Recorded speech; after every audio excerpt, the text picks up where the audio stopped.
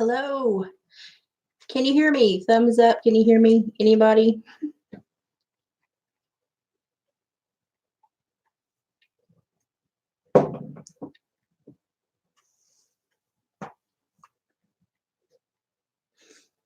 I have never attempted to do this. This may be the most horrible live event in YouTube history.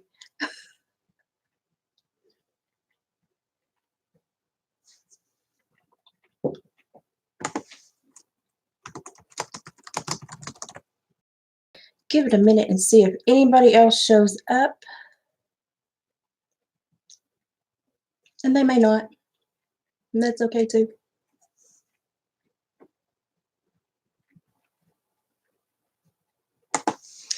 I'm good, Spook. That sounds like I'm saying a really nasty slang term. I'm good. Okay, people are starting to trickle in. This is probably going to be like the most miserable, horrible live. I don't have enough to go live for.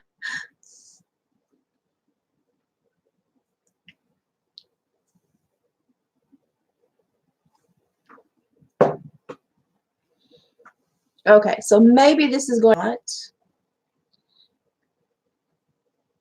But the big thing I want to say is I want to do the lives to where I can speak to you all while you all are interacting with me. So I need about 300 more subs. And when we get there, these will become probably weekly talks. And you don't have to look pretty to show up. You just got to show up and want to be here. Hi, Dawn. Hi, Kat. I'm amazed that there have been 7 people show up. So, blow my mind. I know this is not the best connection, but I wanted to pop on for just a minute and say thanks. This has been the most surreal thing that I have probably ever been part of. And it's very funny. I think I've had 2 trolls, which kind of makes it real to me. And that's okay. I enjoyed it. One of them actually apologized. But the big thing is to really get to know you guys, I have to be able to do lives. And so to really give the feedback that I think you are wanting, share me, get me some subs. I'm not doing money, but as a platform to reach people, I need to be able to access my mobile device. Elizabeth, hey, it's nice to Elizabeth. Hi, Ruben. Hi, Terry.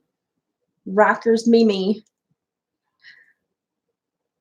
I'll be a Mimi one day, but it'll probably be to like my school. It will probably be to like 14,000 corgis. Probably. Damn stinks. But I need just a few more people so I can use my mobile and go live. And then we'll be better. So if you don't care, share the videos. Give me some more subs. One of the things that I promised that I will not do are the Upchurch videos. No matter if I get to a place where monetization can happen, I don't really want to monetize off of those. I don't want to like make money off of somebody's misery. That is absolutely not what I was doing. So those will not be monetized. If I have a choice in that, they will not be. But I would like to be able to have this platform to reach people and to help people. So it's great for me because I'm home now with my health. And if I can help other people, that's what it's all about.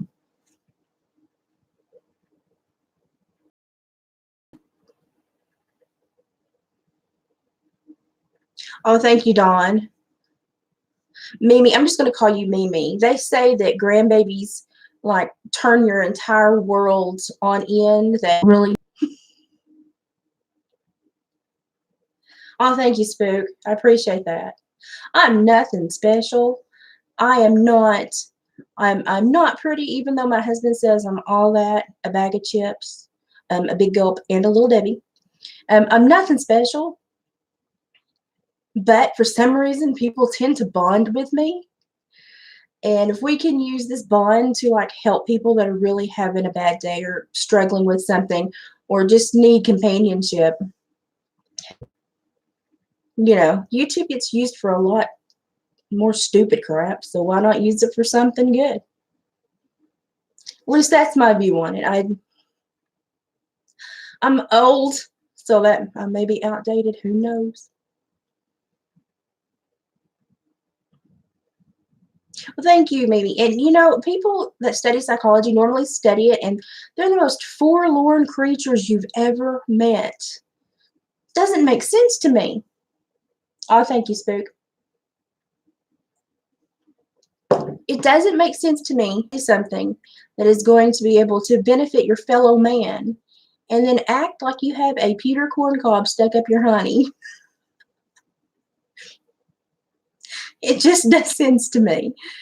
So, be accessible. A lot of people that I counseled or that I had on parole, I think my connection's horrible. The biggest thing that I think that they learned from me is that there was very little difference in the sides of the desk, whether you were being counseled and I was the counselor, or I was in a group counseling scenario with, 14 juveniles, or if I had, a murderer sitting across my desk from me. There was very little difference on either side of the desk except for decision-making skills. And y'all, decision-making skills, you learn those. You can correct those. You can better those. So the potential is equal on either side of the desk. And so I never have understood why people that study psychology and people that are in these positions, these corrections fields and these mental health fields, why they act so out of touch with normal society. Used to me, I make voices. You're not being objective at all. And I sit there and I think, there is no such thing as true objectivity. We're humans. We are biased. But I do normally have the ability to see who is trying to really play the other person. I normally pick up on who is being the bigger turd in the punch bowl. So, I think this whole scenario this week has been horrible. The fans, bless their hearts. If you wonder how out of touch society is and humans are with each other, look at how the fans reacted to the stars, the celebrities, and each other this week. I've seen wild nanny goat milking contest with more camaraderie. I mean, it's really bad. Hi, Half Zach. Let it snow. It's supposed to snow here in a couple of days. Life is all about the decision making. Yes, Ruben, it is. Thanks for popping in, Zach. But I want to be accessible. I want to reach people. I want to help people. I'm trying to monetize off this. I was not. And I'm certainly not trying to be like a mean person and lord behavior over somebody. But there was really a lot that needed to be thought about in this scenario. And there was a lot because there were young kids that were very impressionable, that are just starting their hormonal journeys. They were watching this unfold, and I think they needed somebody to go, back her up. Let's talk about this for 5 seconds. And, let's think about this in a few different ways. And I can't remember all the points when I sit down and think. I start talking, and some of them just fly out of my head. So when you all give the great feedback and your intuition is spot on, I appreciate it. And sometimes you point things out that I didn't see myself. So maybe here in a day or two, when I get the sub numbers up, we'll do an actual live where it's not doing this weird stuff. And somebody asked me about body language. If I would do a video on body language. Through it again. It was rough. I have listened to testimonies of things that you would not want to know. And it was hard for me to sit through that hour-long video. I was that uncomfortable. So, we may not, or I may just find something else, but body language is definitely something that people have asked about. So we may do that. Ruben said, bad childhoods and family drama lead to trouble in decision making and trying to escape. Okay, little known fact about me, I did not have the best childhood. There's actually a video done on my page. It kind of off-puts some of you because it is related to the band Queen, but it gives my story if you would like to know more about me. So I had to, I was one of the kids that chose to break the cycle. And now I try to break everybody else's cycle. Oh yeah, and the body language was bad. And I can't imagine any PR team that said that was a good decision. I can't. I think she's talented. I think she has promise, but behavior and social skills dictate a lot of your ability to make a living. And when you struggle with those two things, you struggle with everyone you bump into. That's going to happen. Oh, good, Mimi, you're breaking the cycle. Good. Maggie, hi, Maggie. Maggie, it's difficult for people that have to understand they've never been outside of their county lines. It's a whole little space in the brain. It's a whole little empathy center that some people can't access. And it takes a lot of communication. I'm blessed with a great husband, and he's very supportive of me. My husband looks Amish, and I'm covered in ink, and we freak people out. If he has seen me, I have PTSD. I have PTSD, and every once in a while something will happen where you see the deer in the headlights in my eyes, and it takes me a minute to recalibrate and focus again. And when he sees that cue, he immediately turns into the support system. But it took him about 5 to 7 years to really learn the entire role. And that was a long time, but it's a big role. And it takes a long time to communicate a history of abuse. It's very difficult. I'd probably say that, just as friendly advice, one of the best things you can do if you've been a survivor of abuse and you're struggling to understand how to speak to each other and then use those implements, those tools at home. A lot of it is just communication.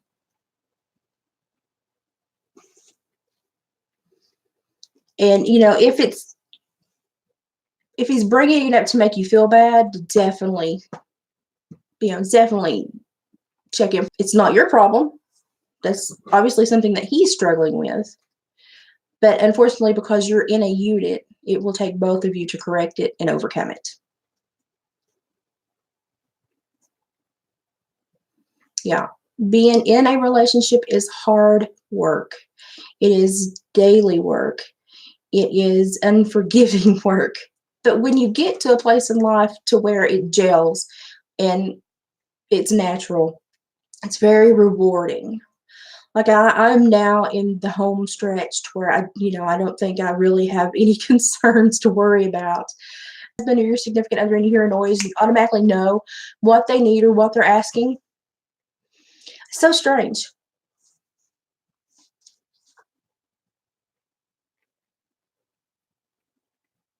Yeah, you're substituting. which is normal.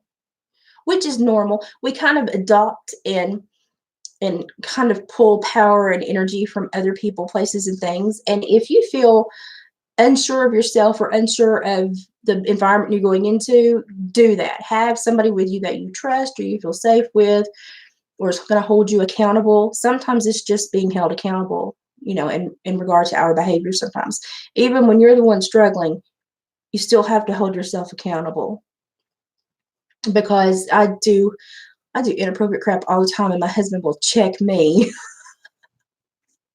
I need him to check me, honestly, because every once in a while I get a little dark, and it is because of what I've gone through. So every once in a while he'll kind of look at me and he'll be like, "Really? You took that turn?" And I'm like, "I did at 90. Let me back her up."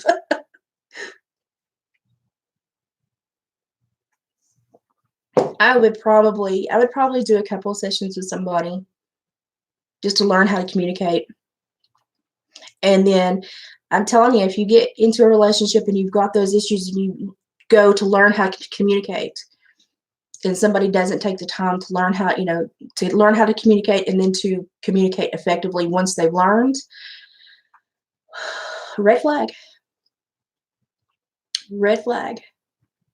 I expect a lot of my husband. He expects a lot of me.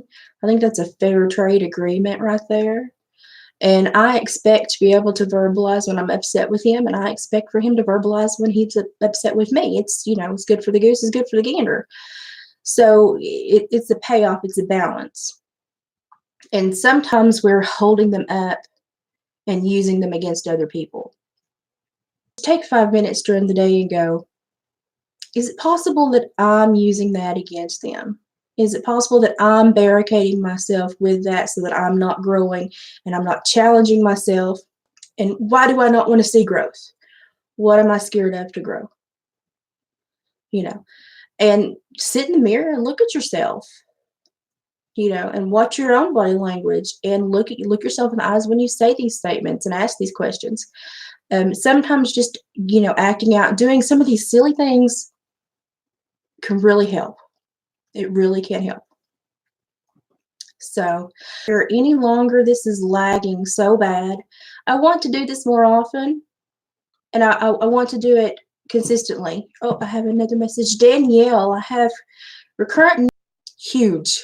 Yes.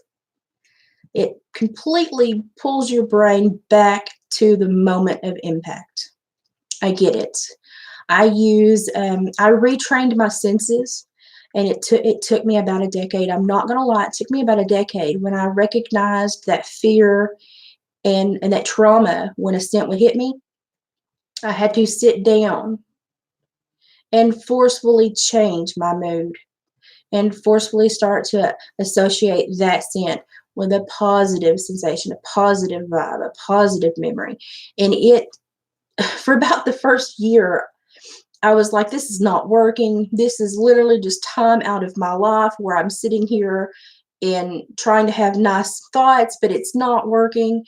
But your brain is, they say the brain is one of those miraculous things. And people that have head injuries, they go, we don't know if it's going to be okay or not, but the brain is strong. It is, and it will death grip onto some of the most horrible things. And as the owner of your brain, sometimes it needs service. And I'm just going to tell you, retraining PTSD is almost like putting in a new transmission. It's painful, it's tedious, it's expensive emotionally, mentally, physically. But when it's all done, you don't have that overhanging concern of what's going to go immediately bad right down the road again. So it's useful. It's worth all the effort. It's worth all the effort.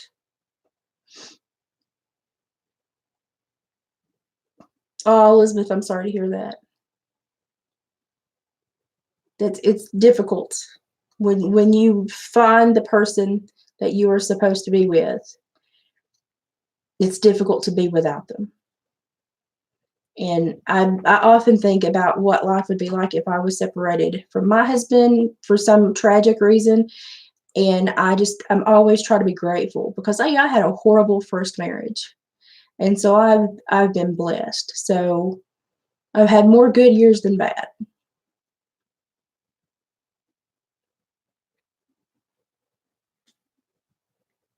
Well, Danielle, you've got some really good life lessons in there. Ruben, my brain is my worst enemy too. My pancreas is bad. I really appreciate you. I just wanted to pop on and say hi and drink my coffee and settle in for the evening and,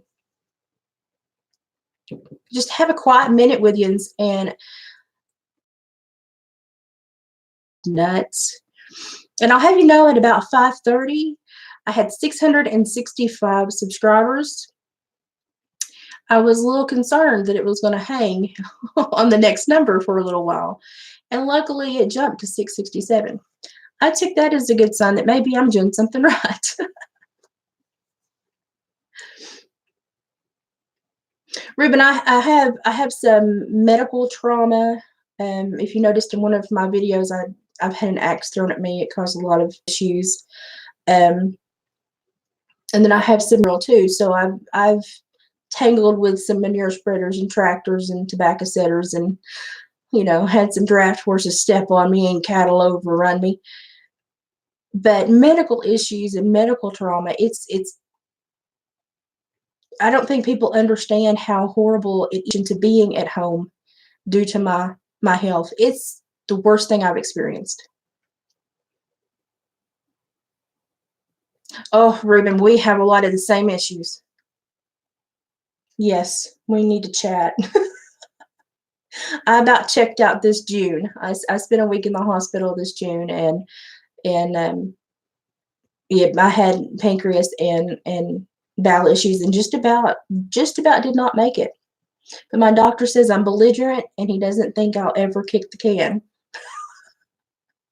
I probably won't. My great aunt just passed away a few weeks ago, 103. I don't know if I want to be 103. And my mother, this is funny, and then I'll leave you alone. My mother kept sitting on the front pew at the funeral home going, bless her heart. Lord, my mother is the most pristine, patient, kind, to the point she doesn't recover. But she kept saying, bless her heart, bless her heart. And I got tickled and I leaned forward, and as quietly as I could whisper to my mother, I said, Mom, she had 103 years. I'm not sure how much more she could stand being blessed. And then my mother threw me that eyeball, that look that you get at Walmart when you're not supposed to touch the Barbie, and you did. Yeah, I got that look, and I'm 41, almost 42 years old. But I knew to shut up. She didn't say bless her heart anymore, though. I think she was scared too. Okay, well, I've kept you way too long with this lag at internet. I'm going to let you go. I appreciate you. Everybody that's supporting me, everybody that's sharing the videos, I really appreciate you. I am so happy that I have been able to help even one person. It makes me feel absolutely just freaking amazing. I've had the best week. Normally, I handled a caseload of 130 to 300 people, and I felt this every day, and I haven't felt this. I've been home for a little over 3 years now, and I still do volunteer work and some outreach, but this week has been amazing for me. Mentally, it's just pulled me so much back into myself. Physically, I felt better because emotionally, mentally, I feel better. I appreciate you guys so much. You guys are helping me. I don't think I'm helping you near as much as you're helping me. But I wanted to pop on. It's really hard to kind of see who people are until they do a live. I am normal.